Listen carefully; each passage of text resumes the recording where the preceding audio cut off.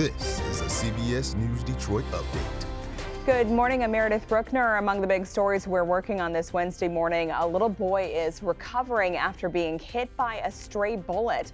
The 5-year-old was riding his bike near the Fargo Oakfield playground Tuesday night when he was hit in the arm. Police say a teen at the park reportedly fired several random shots into the air, one of them striking the 5-year-old. Police Chief Todd Bedison says they have identified a person of interest. So the person is described as possibly a juvenile, somewhere between the age of 15, 16. And of course they had on I'm being told, a mask or some sorts, but known to frequent the area. And so folks know who it is. And like I said, we're following up on all leads at this time. Anyone with information is asked to call Detroit Police or Crime Stoppers at 1-800-SPEAK-UP. Detroit Mayor Mary Sheffield is also responding, releasing a statement that reads in part, "Every child in Detroit deserves to feel safe riding their bike, playing outside, and simply being a child in their own neighborhood." She continues, "We cannot accept a reality where our children are placed in harm's way because someone chose to recklessly fire a gun."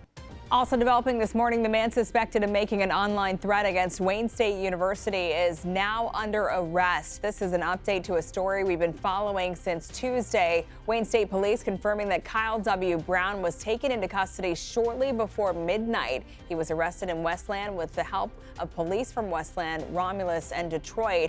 Brown is being held in Detroit. Stay with us on air and online for updates as they become available. The CEO of DTE Energy is apologizing to customers about the power outage. The goal was to have everyone back online by Tuesday night, but earlier this morning there were still a few thousand customers without power. We'll continue to monitor the repair work until all the lights are back on. And let's bring in Vetus Reed for an update on the weather. Vetus, what's next? Well, what we're watching is warm temperatures moving in today. We could get an upper 80s brushing 90 degrees, so it's going to be a warm one out there. So looking at those temperatures, pretty toasty. And also we're looking at storms tomorrow. We're going to track a few ones that may get a little gusty here and there. And next week, the heat makes a comeback. It looks like those 90s are coming back for a little spell. So it looks like for today, we're seeing those highs today getting into the mid-upper 80s. We could brush about 90 degrees in the metro city, Detroit, but surrounding areas upper 80s. So it'll be a warm one. And we're also looking at plenty of sunshine out there, starting off with maybe a little patchy fog here and there. But then as we go through the day, we're watching some storms back up to the northwest. Those will start to join us as we get into tomorrow. So tracking that, it looks like what we're seeing is dry conditions for today, plenty of sun. Then we have these storms that are going to be making their way in by tomorrow afternoon. Could be some heavier downpours and also maybe some gusty winds with these storms.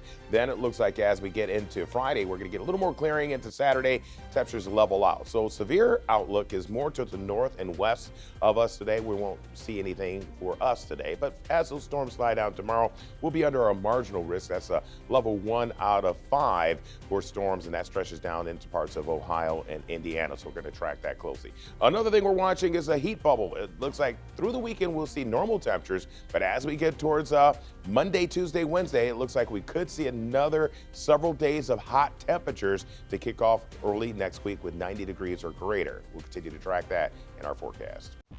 Thank you, Vetus. That's a look at your headlines. We'll be back later covering stories that matter to you on air and streaming on the CBS News app and Pluto TV.